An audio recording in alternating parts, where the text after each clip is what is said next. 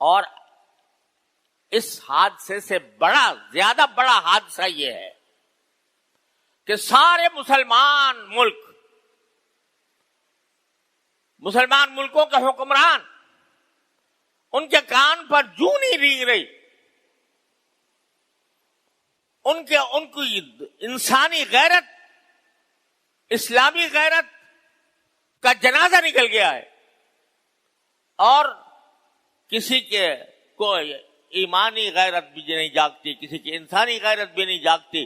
کہ ان مظلوم مسلمانوں کی اسلحہ سے مدد کرے۔ اسرائیل کو امریکہ بھاری اسلحہ مسلسل فراہم کر رہا ہے، اور وہی اسلحہ مسلمانوں پر استعمال ہو رہے ہیں، اور ان سے ان کو تباہ کیا جا رہا ہے، ان کے خاندان اجاڑے جا رہے ہیں۔ لیکن سارے مسلمان ملک، میں حیران ہوتا ہوں بعض اوقات کہ غیر مسلم ملکوں میں، امریکہ میں، برطانیہ میں، جرمنی میں، بہت سے یورپی ممالک میں اتنے بڑے بڑے مظاہرے ہو رہے ہیں اسرائیل کے ظلم کے خلاف کہ جس کی کوئی انتہا نہیں، اور نعرے لگائے جا رہے ہیں، اسرائیل کے جھنڈے جلائے جا رہے ہیں، یہ سب کچھ ہو رہا ہے۔ مگر غیر مسلم ملکوں میں مسلمان ملک خاموش بیٹھے ہیں، مسلمان ملکوں کے کانوں پر جوں نہیں رینگتی، ان کی کوئی رگ حمیت نہیں جاگتی،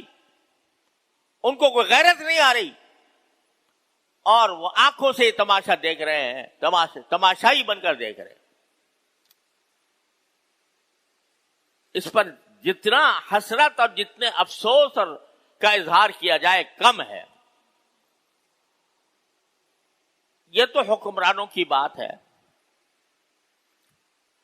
اللہ تعالیٰ سے ہی فریاد کر سکتے ہیں، یا اللہ ان کی حکمرانوں کو ہدایت عطا فرما کہ کسی طرح اگر پورا عالم اسلام اکٹھا ہو کر مراکش سے انڈونیشیا تک اکٹھا ہو کر اگر مقابلہ کرے تو اسرائیل چند دنوں کا بھی نہیں ہے، مہمان نہیں ہے، ختم ہو جائے گا۔